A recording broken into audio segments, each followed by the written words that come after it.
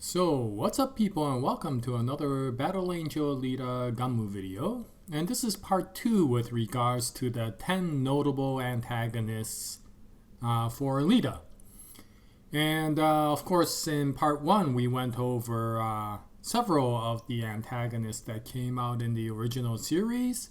And at that time I said that part 2 will consist of antagonists that come out in Last Order or Mars Chronicle. And though this is true, I did miss one antagonist that did come out in the original series. So I will be going over one of them here. And I would like to start right away, but as usual, spoiler alert, as you probably know if you saw part 1, we are going into some pretty notable antagonists that come out in the latter parts of the story, now that we're in part 2.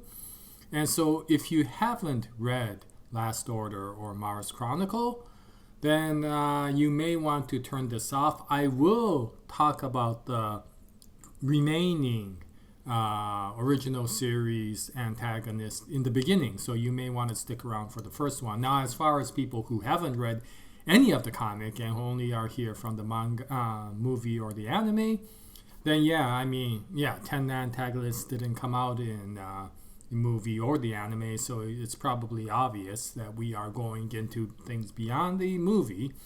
And so if you don't want to hear any of this, then please turn this off. But anyway, that's my spoiler alert, and as always, please watch at your discretion. Okay, so for the first antagonist, or I should say a group of them, which is the remaining one from the original series, is of course, or are of course, the ARs, the Alita Replicants. And although there are many of them, I will isolate it to two of them, AR number 2 and AR number 6. And to best describe these antagonists, I guess you will go with the phrase, you are your own worst enemy. And in this case, it's a absolute personification of that. You take that literally because the enemy that is coming out, or the antagonist that comes out, is basically Alita, or another form of Alita. The ARs, to be honest, were the ones that really made me worried about the main character when they came out.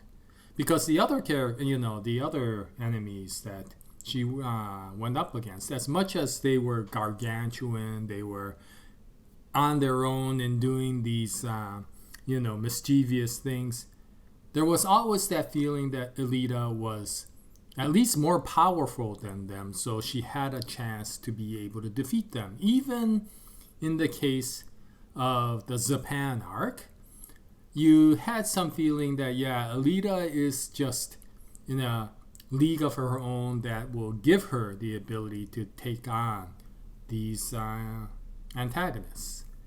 But in the case of the ARs, this one really worried me when I first read the manga, especially the way the confrontation between AR2 and Alita came out, because of the fact that this is basically Alita.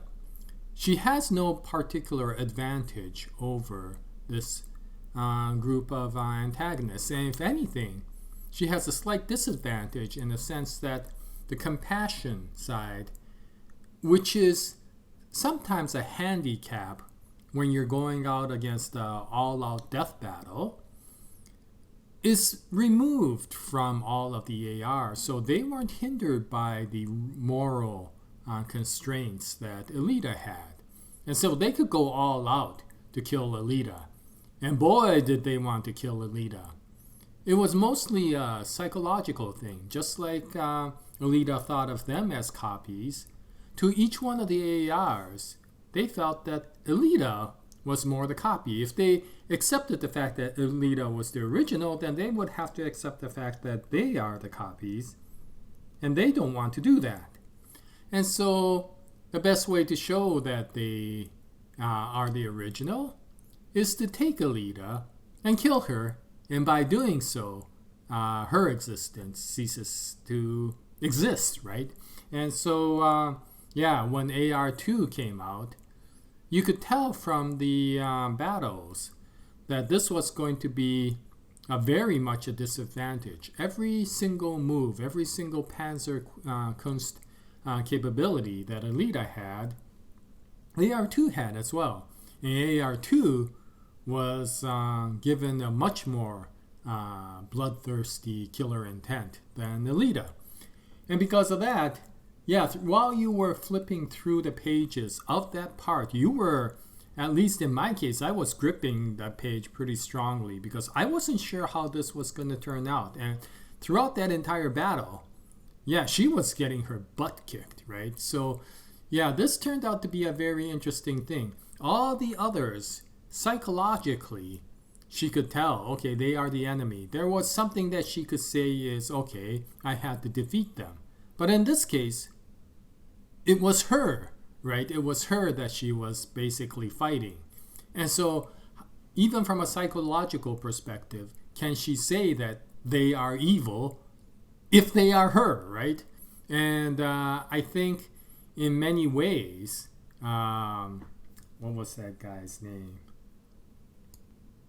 Biggood Eisenberg, that's right. Biggood Eisenberg kind of knew this, and so in some ways he felt that he had the upper hand when he sent the ARs in. It was, of course, a test to find out if the ARs were strong enough, but considering the fact of how well Tafaris or Zalem can manufacture brain chips these days, it was almost without a doubt that he was going to be able to create these characters. And it was interesting because there were so many of them, and because they were working for Tuned, when they came out, you were seriously worried about any of the individuals that were confronting them, including Koyomi, right? I mean, this is Alita, right? And so you know how powerful she is. And if you take away her compassion and make her a bloodthirsty killer, and then give her some of the most advanced weapons that Earth had through Tuned, yeah, it was not going to come out well, and it did not come out well for the majority of the Badlands arc where they came out. And so this turned out to be a very interesting part of the comic where whenever you saw Alita or these Alita clones, you knew that something bad was going to happen. And it was a very interesting part of the story. Now, AR number 6 takes it one step further because while she was AR number 6, she actually never met Alita. I don't think she ever did meet Alita. She did meet Figure, but she didn't meet Alita while she was AR number 6, right? But somewhere along the way, she was the one who was able to successfully separate herself in personality from Alita. So by the time the new AR number 6, also known as Zex, did meet Alita, she/he was a completely different character. And from that point on, I wasn't sure if there was any reason to call her Alita anymore. But I did put him in the same category because of the fact that they are basically all ARs, right? And for the most part, each one of them had a killer instinct to go after Alita. The only reason why 12 and 13 didn't is because they were brainwashed by Destinova to be a lot more passive sort of character. Now, of course, Zex eventually becomes not an antagonist for Alita, but a supporter for Alita, right? And so this was a very interesting character to come out in a sense that these characters gave you some idea of what would have happened if Alita had woken up with Yoko's will rather than Alita's persona, right? Or had anybody beyond Daisuke Ito gotten a chance to revive Alita, then it definitely would have been a different circumstance. And had that revival been done by Zalem, then that might have been the Alita that had come out even as the main character. So that was a very interesting part of the story. So anyway, the ARs. Yeah, the ARs were definitely antagonists to Alita. Okay, so at this point, I do want to warn once again that I will be leaving the original series and going into Last Order now. So if you haven't read Last Order and if you don't want to be spoiled, please turn off the video at this time. But this is my interim spoiler alert. Okay, so number 7, Agambadi. Agambadi, yeah. There's not much to introduce because he plays such a large presence in Last Order. And so for anybody who's read Last Order, yeah, I mean, this guy was, another way of saying it, if Battle Angel Alita only resided in Last Order with no original series and no Mars Chronicle, then Agambadi will be the largest antagonist that Alita confronts, even more so than Destinova. Because in Last Order, Destinova took a second seat to Agambadi. That's how prominent this antagonist was. And of all the antagonists that Alita encounters, this is the one that you might consider the typical, stereotypical bad guy, right? He would be perfect in a James Bond movie. He would be perfect in a Marvel Cinematic Universe movie. And here, he does play a great role for the very difficult to defeat antagonist that Alita encounters. But since this is a Yukito Kishiro series, it's not without the color and complexity that comes with each one of these antagonists. You see, Agambadi started out as a good guy. Yeah, I mean, if you look at his backstory, he was basically one of the Space Patrol members of Earth. If I remember, I think it was Earth. I think it was just only Earth. I can't remember if it was Ladder or Earth Force at that time. But he was a patrol member. He became one of the most prominent patrol members because he was the one who captured the terrorist, the greatest terrorist in the solar system at that time, Jean Varese. Now, if you recall, Jean Varese was a terrorist who was up there in intelligence with Destinova. And why he was so notorious was because he killed millions upon millions of people by releasing these nanotechnology,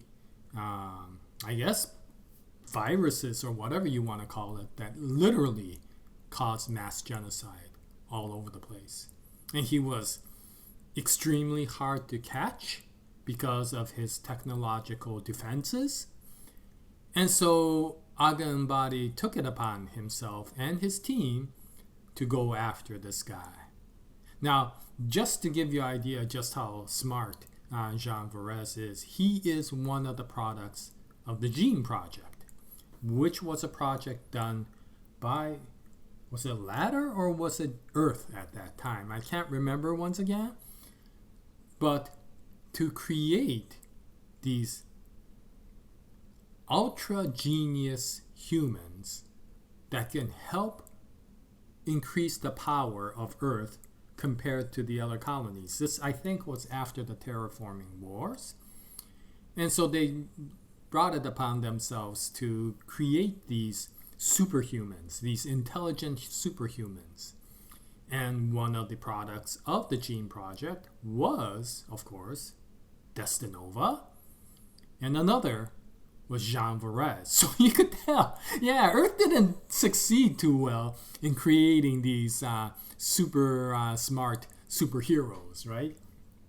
And so Jean Varese was another rebel similar to Destinova. And he was a genius in nanotechnology similar to Destinova. And at that time, he dwarfed Destinova in the amount of terror that he created.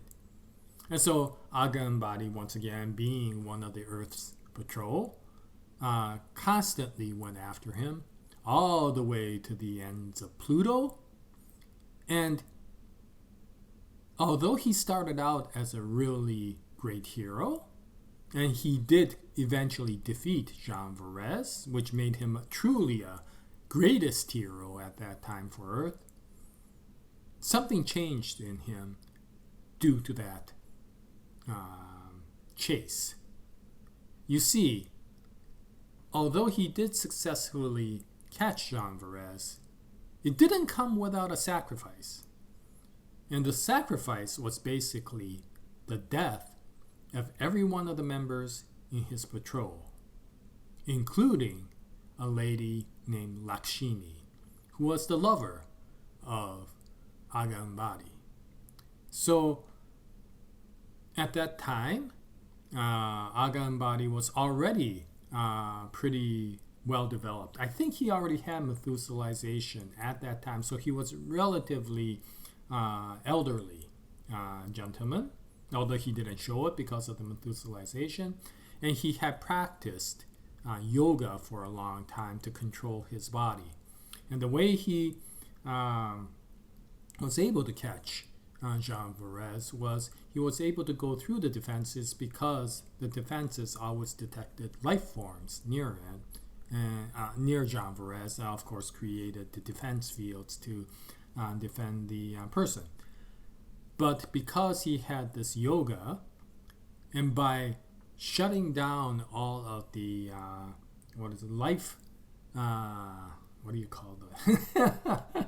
life-sustaining equipment in the station that he was in Pluto, but by shutting his own body down using yoga and some of probably his Methuselization as well, he was able to bring his life force so far down that it was undetectable by Jean Varese. But the sacrifice was the one person who was still alive from his patrol at that time was his lover, Lakshmi.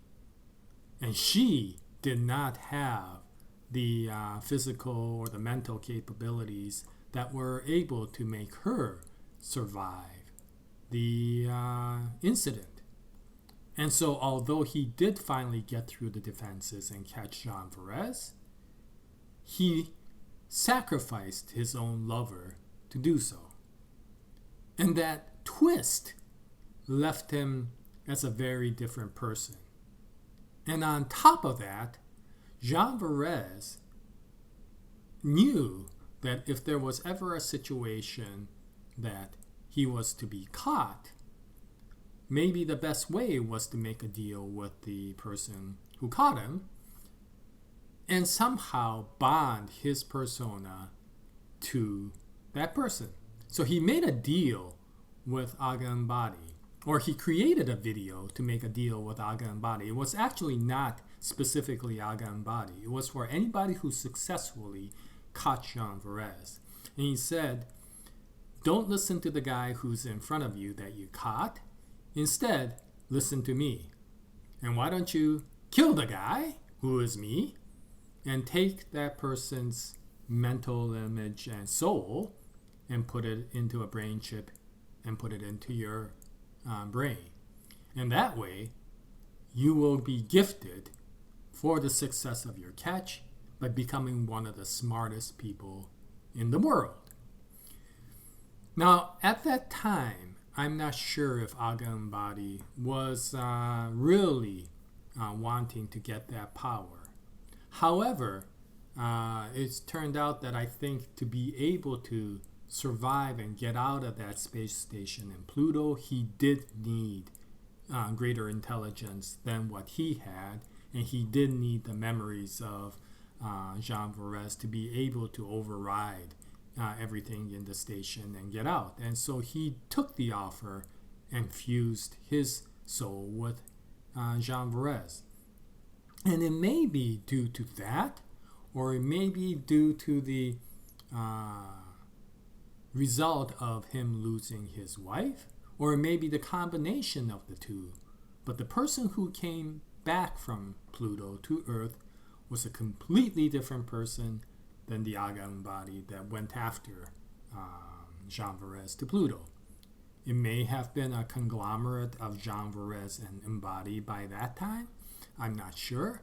But it was definitely somebody who was much more of a survival of the fittest. And at that point, he realized that if he wanted to make sure his destiny was okay, if he was never to have to experience that sort of pain of losing somebody he loved, then he needed to be able to control his destiny. And to be able to control his destiny, he needed the power to be able to lead the people of Earth. And so he went up to the point of being the vice chairman of Ladder. And although he was the vice chairman, he was basically the leader of Ladder, because the chairman was basically some sort of figurehead who didn't have the strong capabilities that Agambadi had. Because he was able to adapt Jean Varese's capability, soul, persona, he got also his intelligence. And since Jean Varese was a genius from the Gene Project and his capability was into nanomachines and computer software, he was able to hack into the Melchizedek and start using it like the way Arthur Farrell did. But on top of that, he also got the capabilities of the Unanimous Project, which, if you recall, is the behavior control program that I'm not sure if it's the Melchizedek or the government of Earth or whatever, but it is whoever is in control in government at that time created to control the behaviors of its citizens.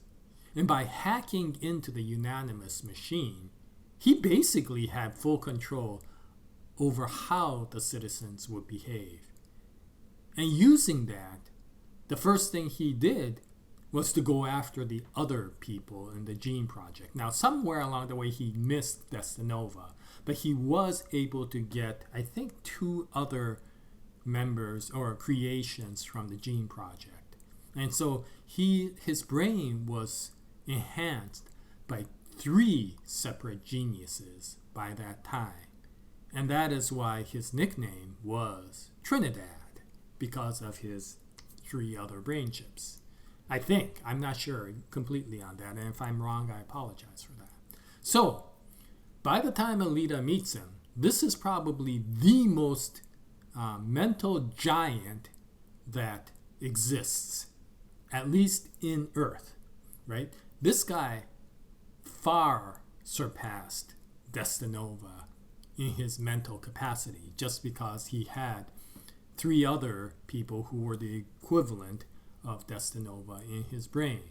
Now, you never saw him as a scientist because of the fact that I think power was what he was interested in. If he wanted to go into science, I think he was perfectly capable of doing so. But unlike Destinova, this guy wanted power. This guy wanted to control destiny. This guy wanted to lead everything, right? And by doing so, maybe he felt that he could make a better world than what existed. So in some ways, he may have also had that Arthur Farrell sort of complex. And in many ways, it may have come out for the same sort of reason. Just like Arthur Farrell lost his fiancée, Argan Agambadi lost his lover. And maybe that was part of the reason for that. But anyway, this guy was a mental behemoth.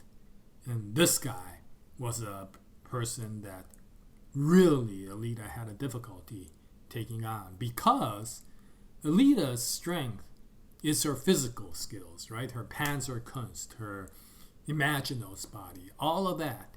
Mentally, she was never really the sharpest, tack in the toolbox, or whatever that you say that phrase. But anyway, so when she went up against him, it became really difficult. And the only way she was able to defeat him was basically due to Kyrula Sanguis. When Kyrula Sanguis gave Alita the Fata Morgana and gave her the ability to meet Merlin, that gave her the chance to go stronger in her mental capabilities and take on Agambadi toe-to-toe. So, yeah, Agambadi is definitely the most, I guess, standard bad guy. If you were to take it from Spider-Man, he would be a kingpin, right? If you were to take it from any of the Bond movies, he would be any of those Bond villains, Goldfinger or Scaramanga, or no, maybe not Scaramanga since he was a loner, but all those guys who wanted to create empires, Blofeld, Ernst Straw Blofeld, for example, right? So this was a very interesting part of the story, and it did make that part of the story a lot more standard compared to the rest of Battle Angel Alita, whether the original series or Mars Chronicle, which is more a psychological self-reflection, right? So this one felt most Bondish of all of the stories, and Agambadi was the perfect antagonist for that. Now, before I go on to number 8, I do want to say that although Alita did meet a lot of people who challenged her, especially in the Zot Championship, I will not put in any of the Zot challengers because of the fact that they are just that, challengers, not really antagonists. They didn't have a motive to go after Alita, and so I wouldn't say that they were truly antagonistic. So yeah, you won't see any of Toji, any of Zeka, any of Karula Sanguis. None of that will be discussed here, although they did, put some very life-threatening situations to Alita. Okay, so anyway, moving on. Number 8. Number 8 is a little bit arguable, but I'm going to put it in here because I felt that it was pretty noteworthy in the way this character challenged Alita at that time. And that is Colonel Payne. And why I say arguable is from a physical perspective, Colonel Payne was a pushover, right? I mean, Alita just one-punched him to oblivion.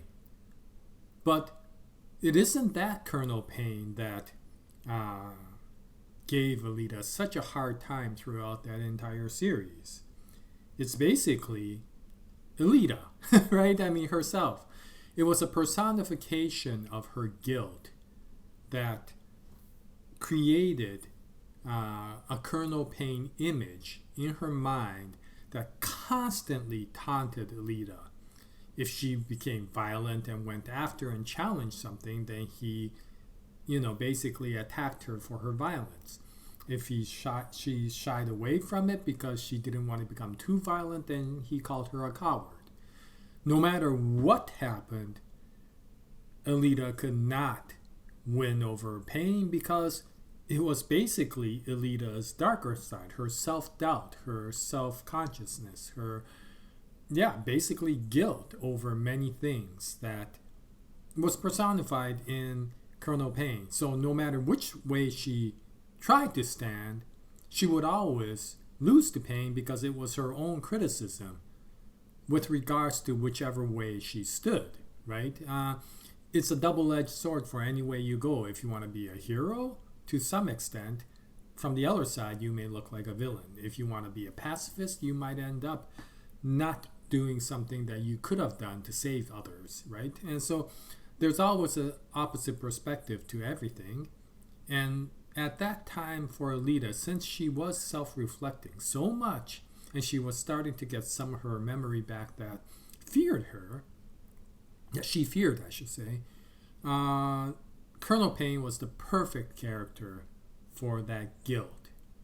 And because, although it wasn't the real Colonel Payne, it did torment her so much throughout that series, I figured that this character was more prominent than a lot of the other real antagonists that came out in that part of the series, such as maybe Raven's Eye or Supernova, which I guess I could classify as another Destinova, so it wouldn't be another antagonist. But anyway, I thought Raven Payne, or her image of Raven Payne, was a very good antagonist for the soul of Alita. Okay, so from this point on, I will be going into characters from Mars Chronicle. So if you've only read to the end of Last Order, then you might want to turn off this video from this point on if you don't want to be spoiled. Now we have only 2 characters left. And of course, we have multiple antagonists actually in Mars Chronicle. And so I had to limit it to 2 because we only had 10 in all. And I decided to look for what I considered the notable antagonists in Mars Chronicle so far. And this part might be the most arguable out of all of them, so please bear with me. And you'll notice that some of the people who are more obviously antagonistic, such as Erika and most of the Einhajar, are not in this list. But I wanted to bring out these 2 characters for discussion because I feel that these 2 characters are the most prominent for a discussion. So sorry for my selfishness. Okay, so number 9. Number 9 is a character that is, I will go out of my usual rules, and this is not really a Alita antagonist. In other words, Alita herself never got into an antagonistic confrontation with this character. However, this character is such a major evil antagonistic entity to the entire story of Mars Chronicle that I couldn't leave him out. And that is, of course, Baron Muster. Yeah. If there was anybody who could give Destinova a run for who is the most demented character in the Battle Angel Alita's franchise, it would be Baron Muster. And this is personally for me, but there was something about Destinova, some parts of him that I liked, some colorful persona of him. He is terrifying, but there was some things that were intriguing. Baron Muster, I have very little things to like about Baron Muster. This guy is just downright crazy, downright evil, and there isn't the charisma that I found in Destinova that I found in Baron Muster. So yeah, Baron Muster, very similar in a way to Agambadi, and maybe even to Gruishka or Makaku, in the sense that, yeah, Baron Muster started out as a reasonably good guy, right? Yeah, he originally started out as a relatively peaceful archaeologist named Ital Sonnen. And yeah, through some very traumatic experiences, he becomes one of the most detestable characters in this franchise. And although you knew about the trauma that both Agambadi had in the past when he was going after Varese, and Makaku had in the past when he was in the sewers, you only saw it through a short backstory, and so you didn't really get to live that. In the case of Muster, yeah, you get to live that. And oh my gosh, it is one of the most terrifying things that you live through. So you understand exactly why Muster becomes Muster. But with that said, the things that he does once he becomes Muster are absolutely detestable and absolutely terrifying. And like I said, he isn't particularly antagonist to Alita. I mean, Alita at that time was Yoko, right? A little tiny Yoko who really didn't get mad at anybody. And considering the fact that Muster never showed violence to Yoko, yeah, there was no reason for Yoko to be angry at Muster. But this is about Erika. And my gosh, the things he did to Erika. He wasn't really even an antagonist to Erika. In fact, to some extent, he was a support to Erika. But if there was anybody who helped Erica go to the dark side, it is Baron Muster. And when you have a, what do you call it, a role model like Baron Muster, you can also understand why Erica became Erica.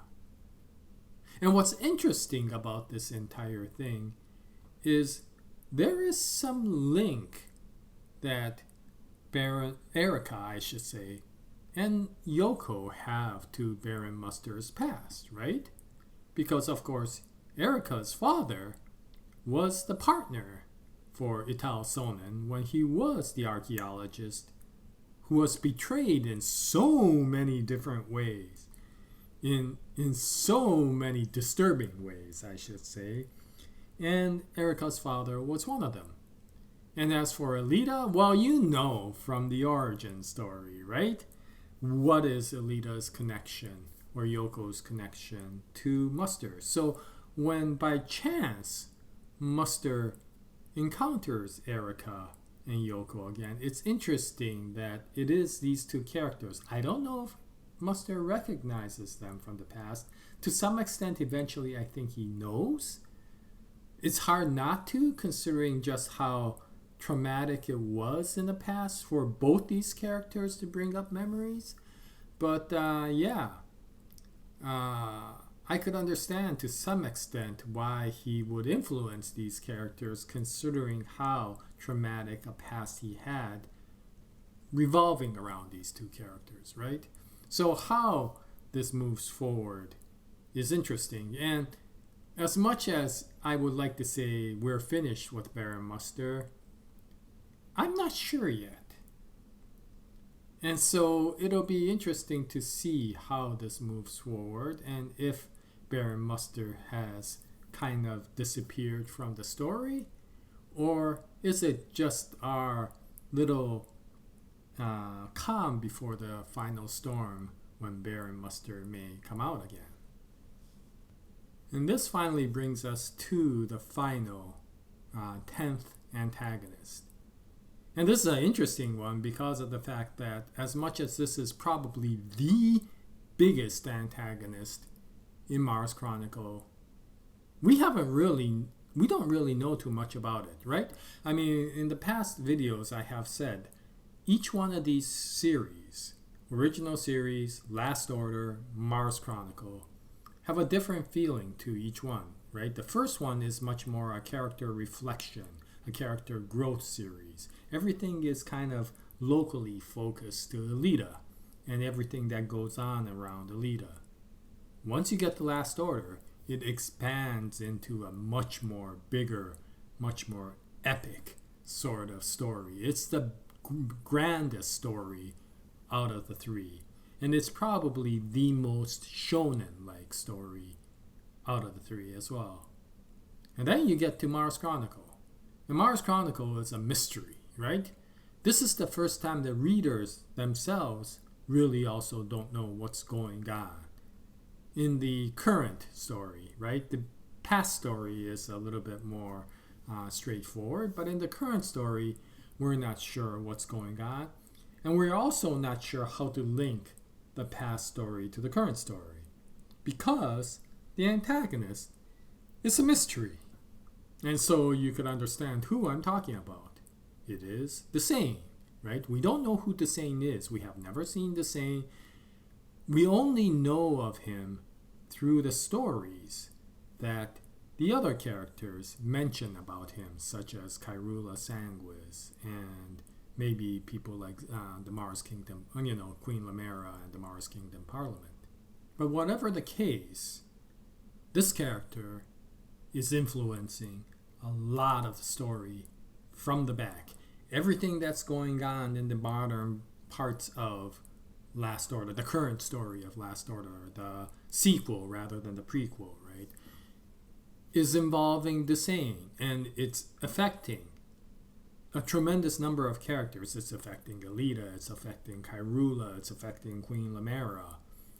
And the entire story is pivotal to what is Desane going to eventually do, and how is Alita going to confront Desane to be able to save the day in whatever form that is. And so we don't know much about Desane as a person, but we do know that Desane has done some tremendously influential things to steer the planet of Mars and the governments in there in the way he wants it. And so he is building that setup, right? It's kind of like somebody who's a field mercenary who's putting claymores all over enemy base so that eventually he could then push a button and blow the entire place up in one shot. Right now, Desane is setting up the situation. And one of these days, he's going to push that button and all hell is going to break loose. And we don't know what that is yet, what that hell is yet. But you know it's coming. And you know that Alita is going to have to confront him. And you know that it's not going to be an easy confrontation. Kishiro never makes it simple. And so it'll be interesting to see who Desane is. And it'll be interesting to see what Desane does. But I do put him as a major antagonist because although he hasn't had that confrontation with Alita yet, you know it's coming. And you know it's going to be big. Because not only will it be the thing that ends Mars Chronicle, but it will be the confrontation that climaxes and ends the entire Battle Angel franchise. Battle Angel Alita franchise, I should say. Yeah, Yukito Kishiro might make offshoot stories later on, but this, he has already announced, is the finale of the trilogy of mangas, right? So it's not going to be something that ends in a very small way. It's going to really bring and tie everything together. And because of that, I put Desane as probably one of the most important antagonists, not only to Mars Chronicle, but to this entire series. And I am looking forward to finding out what this all means. Anyway, that's about it for my 10 prominent antagonists in Battle Angel Alita. Yeah, there were a lot more. There were a lot more, right? Knucklehead, for example, in the original series. Or Sonic Finger, as one of you mentioned. And, of course, in Last Order, Raven Sai, and Supernova, and some of the others. And, of course, in Mars Chronicle, there are the Einhajar. But to me, I felt these 10 were the most noteworthy while you're reading it. The ones that caught the reader's eye and the one that left a memory to the readers with regards to how they influenced Alita or the story. So anyway, I don't know. How do you feel? Do you find that you see different antagonists to the ones that I mentioned? And do you find that your views of any of the 5 antagonists I talked about here to be different from the way I mentioned it? And please, if you want to give your comments, I look forward to reading them, and thank you very much in advance for giving your comments with regards to that. Anyway, that's about it for this video. I'll continue to make Battle Angel Alita Battle Angel Gunmu videos in the future. I hope you join me at that time. But I've already taken up way too much of your time, so until then, happy manga reading, happy movie watching, and as always, Jaya, nice day, everyone.